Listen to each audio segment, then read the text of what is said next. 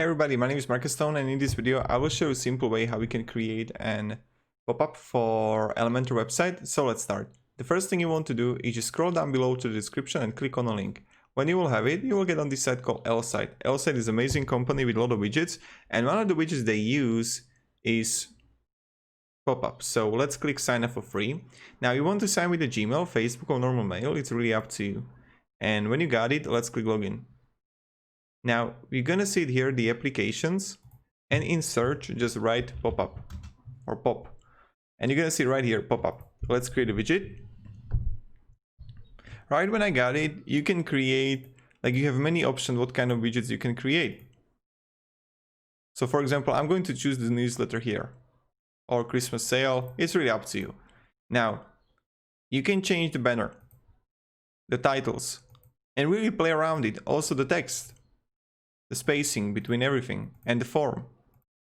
Now when you got it, you can also change the layout where you want it, and then just change the display. I will just change the overlay to this. Okay, like that. Nice. And when you got it, and when you create like whole